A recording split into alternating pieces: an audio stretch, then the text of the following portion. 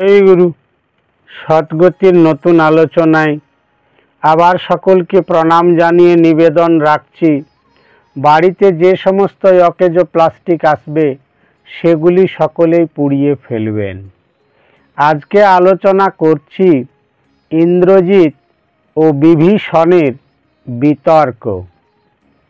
বিভীষণ লঙ্কাধিপতি রাবণের পদাঘাত খেয়ে লঙ্কা পরিত্যাগ করে যখন প্রভু রামচন্দ্রের সঙ্গ নিয়ে লক্ষ্মণ, হনুমান এবং জাম্বুবানকে নিয়ে নিকুম্ভিলা যজ্ঞাকারে উপস্থিত হয়েছিলেন, ঠিক সেই সময় ইন্দ্রজিতের সঙ্গে দেখা হয়েছিল বিভীষণের। ইন্দ্রজিৎ বিভীষণকে দেখা মাত্রই তিরস্কার করতে শুরু করলেন।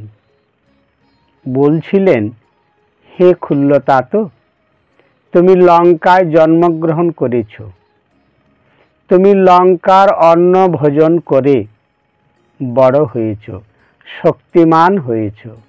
আজকে তুমি লঙ্কাকে পরিত্যাগ করেছ, রাক্ষস কুলকে তুমি ত্যাগ করেছ, আমার পিতা মহারাজকেও তুমি ত্যাগ করে চলে এসেছ। তুমি দেশদ্রোহী, তুমি জাতিদ্রোহী, তুমি ধর্মদ্রোহী হয়ে এই সমস্ত অসুর কুলকে বিনাশের পথে তুমি ঠেলে দিয়েছ। তুমি সব কথা যদি রামচন্দ্রকে বলে না দাও, তাহলে আমাদের এই লঙ্কাপুরীর সমস্ত বীরেরা এইভাবে পরের পর রণক্ষেত্রে এসে মৃত্যুবরণ কোনোভাবেই করতে পারে না। বিভীষণ কোনো কথা কইলেন না। কিছুক্ষণ ইন্দ্রজিতের সমস্ত তিরস্কার, গালমন্দ সব কিছু শুনে নেওয়ার পরে বলতে শুরু করলেন, ইন্দ্রজিৎ, তুমি হয়তো আমার ভুল, দোষ, ত্রুটি সব কিছুই দেখতে পাচ্ছ, কিন্তু তোমার পিতা মহারাজ লঙ্কাধিপতি রাবণ যে সমস্ত ভুল, দোষ, ত্রুটি, অপরাধ করেছেন সেগুলি কি তুমি একবারও ভেবে দেখেছ? তুমি এবং তোমার পিতা দুজনেই যে নারী লোভী এবং নারীর উপরে তোমরা যে কত অত্যাচার করেছ তা তুমি জানো না? তোমার পিতা যেদিন সীতা দেবীকে হরণ করে লঙ্কায় নিয়ে আসেন, সেই দিনেই লঙ্কা ধ্বংসের সূচনা হয়ে গেছে। আমি অবলম্বন অবস্থায় লঙ্কাতে ছিলাম ঠিক কথা, কিন্তু আমাকে যে পদাঘাত করে তাড়িয়ে দেওয়া হয়েছে এটা তুমি বুঝতে পারছো না?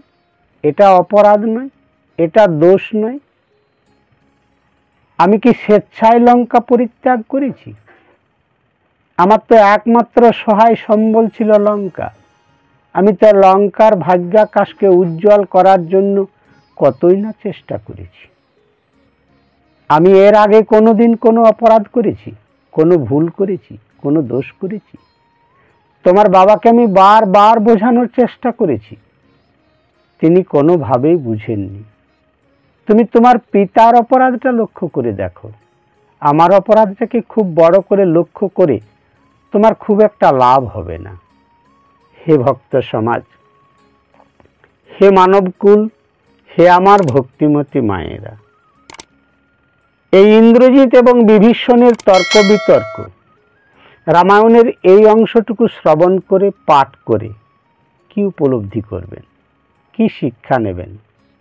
দেখুন, মানুষ সে শুধু নিজের বিচারক, সে অন্য কারোই বিচারক নয়। তাহলে ইন্দ্রজিৎ তার নিজের ভুলটি কি দেখতে পাচ্ছেন?